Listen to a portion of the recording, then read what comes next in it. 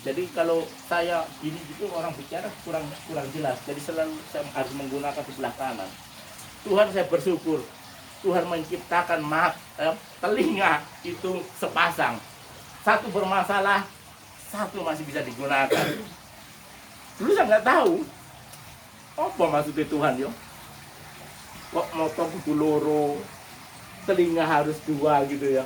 Oh atau itu mungkin harus bentuk yang bagus atau gimana gitu ya.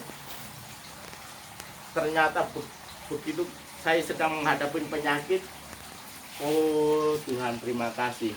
Satu bermasalah, satu masih bisa berfungsi dan masih bisa menjalankan segala aktivitas.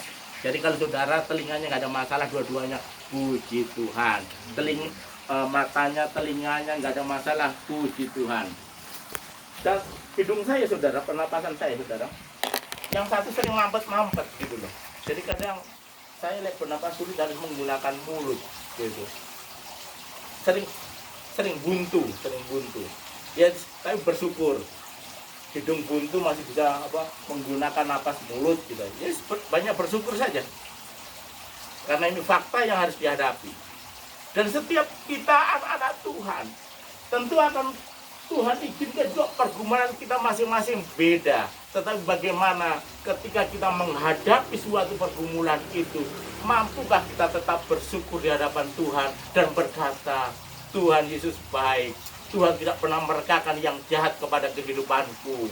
Aku yakin dan percaya rancangan Tuhan indah bagiku senantiasa. Karena anugerahnya cukup bagiku. Karena aku diselamatkan dan mendapatkan kepastian keselamatan.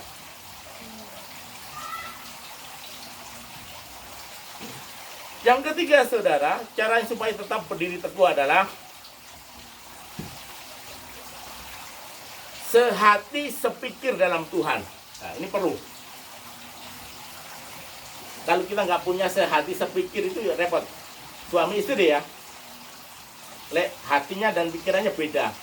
Satu ke kanan, satu ke kiri, nggak ketemu. Tetapi kalau satu hati, satu pikiran, gampang saudara. Dalam rumah tangga, dalam pekerjaan seperti itu. Dalam pelayanan juga seperti itu. Perlu sehati sepikir di dalam Tuhan. Di ayatnya yang ke-1.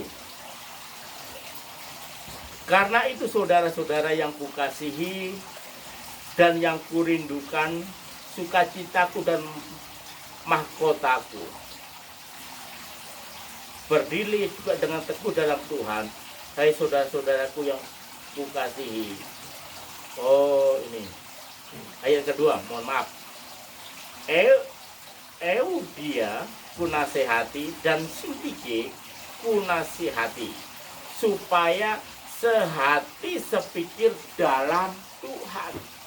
Rupanya dalam pelayanan pun ini antara Eudia dan Sintike kadang-kadang berbeda pendapat saudara, nggak sehati gitu. Tetapi bagaimana di dalam mengiring Tuhan itu harus senantiasa kita sepikir sehati di dalam Tuhan, gitu ya. Tuh. Yang kedua,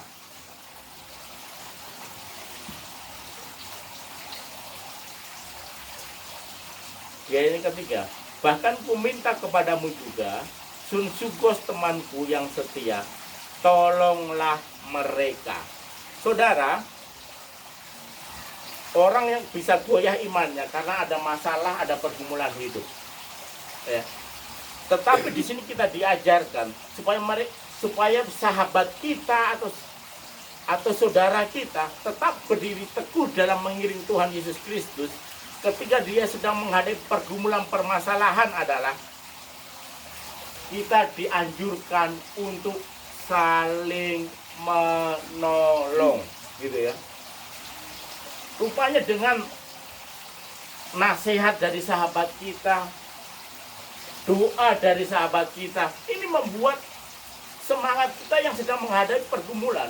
Contoh saya, ketika saya sedang sakit seperti ini, Pak Rudi mendoakan, menguatkan Pak Robert, tak henti-hentinya, semua saudara-saudara kita di sini mensupport. Tante Lulu ajak sampai pijit nggak bisa tidur ke sana, ke dokter. Oh, luar biasa. Jadi kalau orang ibaratnya sudah mulai gini saudara, turun dikit, langsung gini lagi. Jadi rupanya supaya kita berdiri teguh, kadang kita tahu loh, kadang kita nggak perkasa dalam menghadapi masalah itu, kita jujur, gitu loh. Kita nggak kuat kok sendiri, jujur aja seperti itu. Kita butuh sahabat-sahabat kita, nasihat, topangan, doa, semangat dari sahabat-sahabat kita, supaya sahabat kita tidak imannya goyah, supaya dia tetap berdiri teguh walaupun sedang menghadapi pergumulan yang sangat berat sekalipun. Dengan persekutuan di tempat ini saya sangat senang, karena didukung, disemangati. Saudara, orang kalau nggak siap, kalau udah divonis cancer saudara, mentalnya drop, kan udah tahu kalau bicara cancer itu bicara waktu, artinya mati sudah pasti, cepat itu datang. Itu aja. Itu banyak orang nggak siap. Tetapi karena disemangati, iman jadi bangkit terus gitu loh. Sambil menanti janji Tuhan, sambil tetap bersyukur, bersukacita menjalani kehidupan ini. Gitu ya. Jadi saling menolong. Jadi perlunya kehidupan kekristenan itu saling menolong, seperti yang diajukan oleh Rasul Paulus kepada jemaat yang ada di Filipi. Dan berikutnya adalah ayat 5 bagian A. Hendaklah kebaikan hatimu diketahui semua orang. Jadi rupanya kita diajarkan juga bagaimana anak-anak Tuhan menjadi garam dan terang.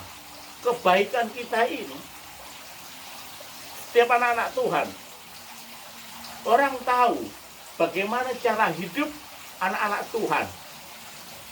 Dan itulah yang akan menjadi sebuah kesaksian dan berkat bagi orang yang belum percaya kepada Tuhan Yesus Kristus. Karena bicara kebaikan hati ini bicara praktek, saudara. Yang dilihat, yang dirasakan oleh orang-orang di sekitar kita. Kalau yang merasakan itu di luar seiman kita, dia akan melihat, oh ternyata cara hidup anak-anak Tuhan seperti itu. Ini menjadi sebuah kesaksian. Dan hal ini harus kita lakukan terus-menerus di sepanjang kehidupan kita. Kebaikan hati itu harus kita nyatakan. Karena Tuhan mau, bukan teori, tetapi praktek. Yang berikutnya saudara, supaya tetap mampu berdiri teguh, ayat yang ke-8.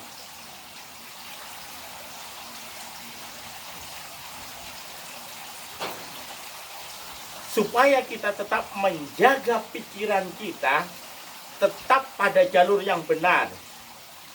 Sehingga Paulus menasehatkan, jadi akhirnya saudara-saudara, semua yang benar, semua yang mulia, semua yang adil, semua yang suci, semua yang manis, semua yang sedap didengar, semua yang disebut kebajikan dan patut dipuji, pikirkanlah semuanya itu.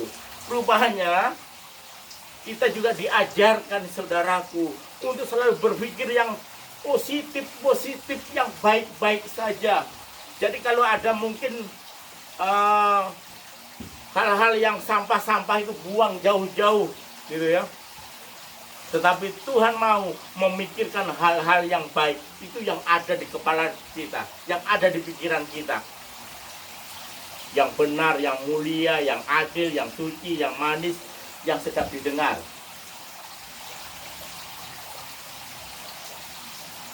Semua yang disebut kebajikan dan patut dipuji, pikirkanlah semuanya itu. Kayaknya susah ya. Banyak sekali ya, susah ya. Ya tapi itulah dalam Tuhan. Tapi kalau kita mampu, kita berdiri teguh mengiring Tuhan, saudara, saya yakin ketika Tuhan sudah dekat, dan ketika Tuhan datang kita akan terangkat di dalam kerajaan surga. Tetapi yang bahaya kalau saudara tidak mempersiapkan diri dengan baik atau sungguh-sungguh, jangan sampai kedatangan Tuhan saudara tidak terangkat, saudara nangis darah pun juga tidak akan Tuhan angkat. Jadi sebelum kedatangan Tuhan, kita belajar untuk senantiasa mempersiapkan diri dengan baik. Kalau kita bisa berdiri teguh, saudara, pertama ada berkat Tuhan yang Tuhan sediakan. Hati dan pikiran kita dipenuhi dengan damai sejahtera. Semua orang pasti ingin menjalani hidup ini dengan penuh ketenangan, kebahagiaan, kan gitu. Hati dan pikiran kita dipenuhi dengan damai sejahtera, ini luar biasa. Walaupun ada pergumulan, permasalahan, tetap Tuhan pelihara, tetap Tuhan jaga. Damai sejahtera itu ada di dalam kehidupan kita. Dan berkat yang terakhir di ayat 9 ini, bagian terakhir, ada penyertaan Tuhan. Maka Allah sumber damai sejahtera akan menyertai kamu. Haleluya. Jadi biarlah kita mampu berdiri teguh, supaya ada penyertaan Tuhan di sepanjang kehidupan kita dan keluarga kita.